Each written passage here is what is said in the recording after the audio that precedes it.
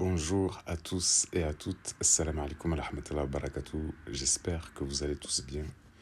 Avant de commencer cette vidéo, je remercie comme d'habitude tous les abonnés qui soutiennent la chaîne et je souhaite la bienvenue aussi à tous les nouveaux abonnés.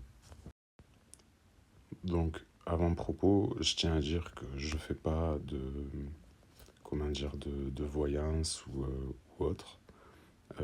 J'essaie simplement de voir si dans les prochains événements, est-ce que cela colle à un cycle? Est-ce que, comme vous le savez, si vous avez déjà suivi les précédentes vidéos, vous savez que l'anagramme du mot présent, c'est le serpent, et que donc certaines personnes sont soumises et essayent aussi de soumettre du coup la population à des cycles.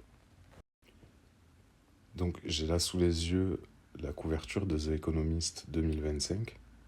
Je ne vais pas dire ce que les gens ont déjà dit dans les vidéos qu'on peut trouver sur le web, en tout cas de ce que j'ai pu entendre. Je vais faire une analyse qui m'est propre et dedans essayer de voir si effectivement il y a des choses qui rentrent dans des cycles. Et peut-être que vous aussi, selon votre réveil, vous pouvez être encore soumis à des cycles. Ce qui est fort intéressant de voir, en tout cas ce que moi j'ai l'impression de comprendre, vous me direz vous en commentaire ce que vous en pensez, c'est que certaines choses qui ont commencé au début de cycle se finissent et certaines choses qui se sont passées du côté des États-Unis vont se passer de l'autre côté et vice-versa. Vous allez comprendre, je vais vous donner quelques explications quand même à mes arguments. En 2009, par exemple, c'était l'élection de Nicolas Sarkozy. Je pense que cette année, il est bien probable que Sarkozy purge une peine de prison. Donc ça, je pense que ça va se jouer d'ici le mois de... Les choses vont se mettre en place à partir du mois de mai, pour lui. Et ça serait logique puisque son investiture s'était fait au mois de mai. Et donc sa sortie se fera au mois de mai. Donc je vous dis, Saturne nous soumet en général à deux cycles, un de 16 années, et un de 36 ans. Donc ça nous ramène à des faits qui se sont passés en 2009. Et en regardant un petit peu dans les actualités, on a eu une vague de grand froid en Europe l'année 2009. Et petit à petit, cette vague-là, elle est en train de s'installer en France. Et donc j'aurais pu anticiper la vague de froid là, qui est en train de se dérouler en France, mais j'ai pas pu. J'ai essayé de tourner une vidéo dimanche, mais il fallait que je fasse énormément de place dans mon téléphone, ayant d'autres activités, etc. Ça a été compliqué, donc j'ai reporté le tournage en fait de cette vidéo. Mais là, clairement, aujourd'hui, vous voyez mon accoutrement, on est en plein dedans. C'était aujourd'hui la journée la plus froide que j'ai connue de cet hiver. Donc, je disais, Sarkozy, en 2009, élu président, sorti probable en mai 2025 de ce même personnage qui finira, qui clôturera un cycle où il a eu du pouvoir. Quand je parle de pouvoir, c'est aussi l'influence. Donc c'est pas parce qu'il n'est pas président qu'il n'a pas de pouvoir, qu'il peut toujours avoir de l'influence, donc du pouvoir. La vague de grand froid qui arrive et qui risque de s'installer. on est aussi sur une période où, visiblement, les tempêtes solaires vont accélérer. Et en général, quand il y a des tempêtes solaires, c'est suivi de grands tremblements de terre. Et c'était en 2009, non, c'était en 89. Donc là, ça nous ramène à un cycle de 36 ans. C'était en 89, c'était donc aux États-Unis. On avait parlé de Big One à l'époque, parce que c'était un séisme assez important qui avait touché la Californie, il me semble. Je vérifierai, je vous mettrai ça en miniature. Et donc, oui, c'était un tremblement de terre qui avait touché les États-Unis, dû à la faille de San Andreas, voilà, qui avait énormément bougé, qui avait causé de gros tremblements de terre. Donc, c'est ce qui risque de se passer. Et puis, pourquoi pas, moi, dans l'image, je vois plus San Francisco. Alors, je peux me tromper encore parce que, bon, l'image, elle n'est pas. Mais de visuel comme ça, parce que j'ai une mémoire un petit peu photographique, j'ai l'impression que c'est la ville de San Francisco. Vous me direz, vous, si vous avez un sentiment différent, partagez-le en commentaire, ça m'intéresse vraiment. Donc il sera touché, mais j'ai l'impression que derrière, moi je vois plus des eaux. Donc je vois San Francisco sous l'eau. C'est possible, puisque quand il y a des grands tremblements de terre, ça peut provoquer aussi des tsunamis. Donc c'est un scénario qui est largement possible. Ce qui est intéressant de voir sur la couverture, c'est qu'en fond, on a des barbelés et des murs. Et justement, quand on se réfère au cycle de 36 ans de Saturne, eh ben, ça nous ramène à la chute du mur de Berlin. Donc c'est intéressant de voir aussi ce rapport. Et donc, est-ce que si à l'époque le mur de Berlin tombait, est-ce que tout simplement il va se reformer un mur en Europe, alors qu'à l'époque c'était donc la sortie du communisme? Est-ce qu'on ne va pas aller sur une tendance là aussi qui va s'inverser et qui va annoncer la couleur pour la suite, en tout cas, des idées politiques et de la façon de diriger de nos dirigeants. Moi, c'était déjà un sentiment que j'avais, et puis qui était appuyé sur d'autres couvertures auparavant, et puis d'autres faits, qu'on était sur un système communiste déguisé. Et je pense que là, ça va clairement se préciser. Donc ça implique aussi des, des prises de position politiques vis-à-vis des conflits, de ce qui se passe dans le monde, etc. Dans ce qui se répète, en 2009, on avait le, la chute de General Motors, donc quand même qui était une grande compagnie automobile qui s'est effondrée. Je pense aussi qu'en Europe, parce que on peut quasiment plus parler de la France, et ce qui se passe en Europe, ça nous concerne aussi maintenant. Il risque d'avoir la chute peut-être de Volkswagen ou d'un autre groupe qui sera racheté par un groupe au-dessus, voilà, mais qui va causer quand même des licenciements. 89, c'était donc fin des révolutions. On peut s'attendre à ce que cette année, ça soit le début des révolutions. En 2009 aussi, ce qu'il y a eu, c'était une pandémie de grippe, H1N1 ou je sais plus exactement quel numéro, mais c'était une grippe aviaire où il y avait eu, je crois, 60 morts.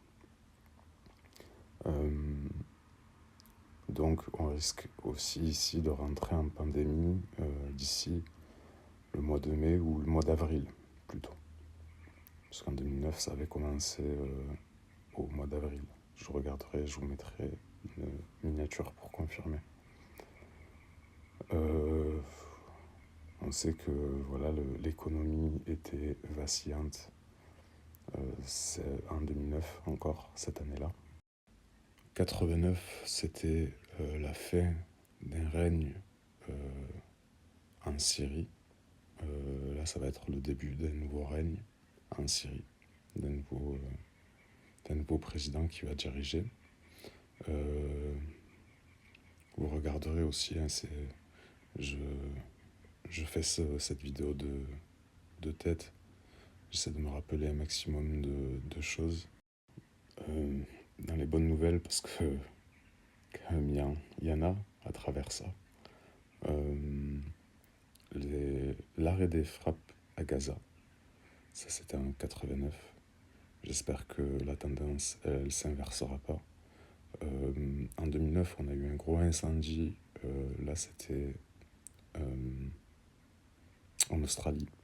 Et aujourd'hui, c'est aux États-Unis. Donc, c'est à l'opposé. On avait la crise des missiles en 89. Soit elle aura encore lieu à Cuba, soit elle se passera de l'autre côté de la planète et plutôt Corée, Chine. Je pense plus que ce sera la Corée. En fond, on voit un œil et un nez, et certains ont attribué ce nez et cet œil à la même personne. Moi, j'ai plus l'impression, quand je regarde cet œil, que je vois l'œil d'Elon Musk et le nez de Kim Jong-un. Mais j'ai vu aussi, je crois que c'était il y a 6 mois à peu près, des images où il se présentait avec sa fille. Ça peut être sa fille aussi. Donc peut-être que le président de la Corée envisage de laisser le pouvoir à sa fille, et c'est fort probable. Donc à voir pour la suite. Mais je pense que l'œil en fond, c'est plus l'œil et le regard à Elon Musk, qui aura peut-être un rôle aussi prépondérant, comme il a eu un rôle prépondérant en Ukraine et donc dans le conflit Ukraine-Russie. Parce que rendez-vous compte quand même, ça a été, alors je vais résumer hein, cette histoire, mais au début du conflit, très vite les Ukrainiens ont été attaqués sur leur dispositif de, de, de communication. Donc ils n'avaient plus de communication. Et là, Zelensky, avec un tweet, demande à Elon Musk de lui envoyer des satellites. Et il lui répond par un tweet et il lui envoie des satellites et il rétablit la télécommunication donc en Ukraine. Et donc, en stratégie et en guerre, si vous voulez, sans communication, vous êtes juste, ouais, vous êtes foutu. Donc bon, vous le savez, hein, de toute façon, il faut se méfier des apparences, et souvent on implique les États-Unis, mais on implique les dirigeants dans cette guerre, alors qu'en réalité, celui qui contrôle le plus la guerre, c'est pas par les missiles, encore une fois, c'est surtout par la communication. Parce que sans communication, il n'y a absolument rien. Même pas de tir de missiles, vous savez pas où vous allez envoyer ça, tout est guidé par satellite, etc. Donc la guerre était impossible sans lui, sans Elon Musk, et les gens ne prennent pas assez conscience de ça, à mon sens. Et dans les moins bonnes nouvelles, il y aura sûrement une catastrophe nucléaire, mais je pense pas due à la guerre. plus à une défaillance d'une centrale, comme il y avait eu justement à l'époque en Espagne, et c'était un incendie, il me semble. Donc voilà, je pense que s'il y a un incident nucléaire en Europe, ça se passera pas genre dans un état de guerre. Et c'est quand même quelque part une bonne nouvelle. S'il doit y avoir eu quelconque contamination, vaut mieux que ça soit par un incident, même si, voilà, que par une guerre. Voilà. En tout cas, c'est ce que je pense, c'est mieux. Donc voilà, la division du monde en deux, je pense que l'Europe va tourner le dos, en tout cas, peut-être pas officiellement, mais officieusement aux États-Unis, pour se diriger vers un modèle communiste chinois, avec, vous savez, un crédit, je sais plus comment on appelle ça, où en fait on aura on sera taxé pour tout. On le voit déjà pour les voitures, ça va être juste énorme les changements qu'il va y avoir. Parce que justement, on finit un cycle aussi pour certaines choses. Et donc, on commence sur quelque chose de nouveau, de neuf. Et donc, bah, ça peut valoir aussi pour du personnel, hein, si vous avez été. Donc, après, pour le reste, c'est pas que je trouve pas ça intéressant, mais pour moi, c'est des choses assez évidentes comme les, pour les Chinois avec les puces. Donc tout va se jouer, l'économie et la guerre va se jouer ici, en tout cas entre les États-Unis et la Chine. Donc voilà, globalement, pour moi, pas de surprise. Voilà, une nouvelle grippe de Covid. Enfin, en tout cas de grippe. Je sais pas si on va continuer à appeler ça le Covid cette année ou ça prendra un autre nom. Au niveau des températures, elles risquent d'être très basses cet hiver. C'est quand même bien de le savoir parce que y a des gens quand même qui en souffrent du froid. Et l'arrivée aussi de certaines guerres, d'autres qui vont commencer, sans doute en Corée.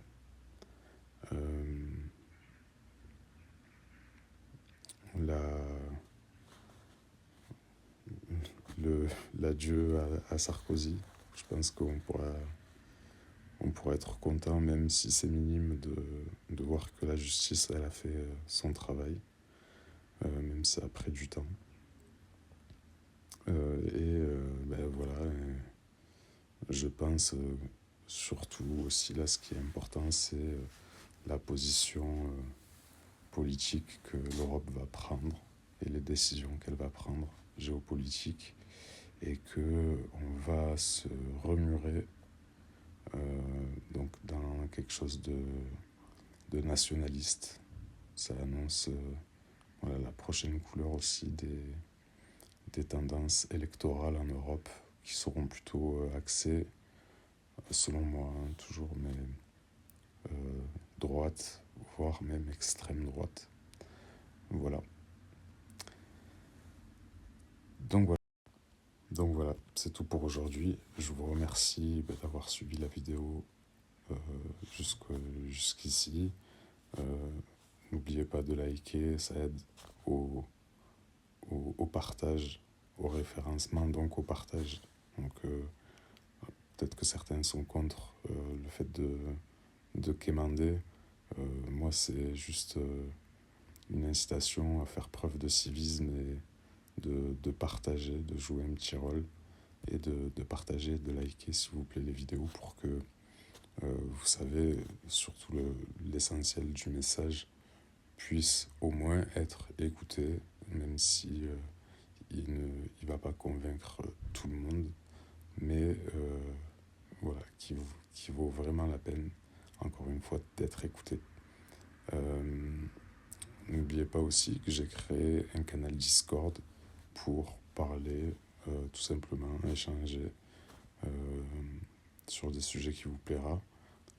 Ça a commencé doucement et j'ai été très agréablement surpris et content des échanges que je peux avoir sur ce canal avec, j'ai envie de dire un ami. Salut à toi, la paix à toi mon frère. Et voilà, donc c'est toujours bien de, même à son niveau, de faire de créer quelque chose, d'être dans le concret, de faire sa part, même si elle paraît infime comme ça. Mais je suis sûr que ça a quelque chose de positif, tout ça. En tout cas, moi, c'est comme ça que je le vis, c'est comme ça que je le sens. Comme j'ai déjà pu le dire dans le passé, mais c'est bien de rappeler, les épreuves sont réellement un bienfait parce que c'est grâce à ça qu'on prend conscience, c'est en expérimentant le mal on fait jaillir ce qu'il y a de meilleur aussi en l'homme. Voilà. Donc je suis convaincu que le mal a ses vertus. D'ailleurs, c'est la couverture, c'est clairement des couleurs alchimiques, noir, rouge et blanc. Pardon. Et, et donc, il y aura un renouveau qui sera positif, mais il faut que ça passe par des fractures. Donc, tout est en train de se casser la gueule et c'est normal, parce que pour repartir sur des nouvelles bases, il faut tout démolir. Malheureusement, c'est le système dans lequel, de près ou de loin, on y participe tous. Donc, voilà, c'est un système capitaliste et forcément, au bout de quand ils sont arrivés au plafond du truc, forcément, ça part dans l'autre sens. Donc, un capitaliste, il met le feu à ça et puis il reconstruit, quoi. Parce que vous allez voir, là où ça est en train de brûler, je crois que c'est Los Angeles, mais je pense qu'on va voir naître une ville de malades comme on n'a jamais vu. Voilà, je crois que c'est tout. Je vais réfléchir, je vais prendre 30 secondes de réflexion. Sinon, bon, plus sérieusement, la prochaine vidéo, elle sera dédiée à la troisième partie de mes points communs avec l'imam El Mahdi, n'en déplaise à certains, et il s'agira je vous en dis pas plus. Voilà, je laisse ça un petit peu en suspense. Elle arrivera, je pense, d'ici peut-être à la fin du week-end, quoique je travaille samedi. J'essaierai de la faire dimanche, Inch'Allah. Et voilà. D'ici là, prenez soin de vous. Si vous tombez sur ces vidéos, n'hésitez pas à scroller et à aller tout en bas pour regarder au moins à partir de cette vidéo les révélations du Mahdi et à cheminer et à écouter et cheminer jusqu'à la dernière car là, comme je vous ai dit, j'ai donné toutes les explications où on trouve un fil conducteur qui relie toutes les religions de façon logique, avec un message qui est universel et qu'on ne peut pas corrompre, parce que il est mathématique et que, comme il est dit dans une sourate, il y a des signes évidents pour ceux qui savent. Donc, je vous mettrai aussi la petite miniature. Et donc là aussi, ça appuie encore sur toute la synthèse, en fait. Et, et donc, je trouve ça, encore une fois, magnifique. Et à tout ça, il y a quand même plus que des explications. C'est un vrai chemin, donc, vers l'éveil et vers la contemplation. Donc, il y a énormément de sagesse dans ce message. Euh, c'est des années de compréhension. Et moi, je suis, euh, je suis content de pouvoir les partager et d'utiliser Internet, même si c'est pas une plateforme que certains jugeraient assez pure pour pouvoir s'exprimer. Mais moi, je suis pas dans le PC des autres, je suis pas dans la vie des autres. Moi, c'est mon Internet. Ici, c'est pas. Vous êtes en liaison avec Gandalf et pas les autres. Mais voilà, choisissez bien qui vous écoutez. Et puis, ben voilà, Internet, ça reste quand même une arme pour qu'on se parle, pour que on échange, pour que. Et dans ça, il se passe un tas de choses. Ceux qui s'en privent, vous ne savez même pas. En ce moment, je suis en train de parler avec quelqu'un qui. C'est juste incroyable. Et je trouve. Bref, j'en dis pas plus. Allez, je vous laisse. Prenez soin de vous. Restez positif. Souriez à la vie. euh, vivez bien, mangez bien, amusez-vous bien. Et à bientôt.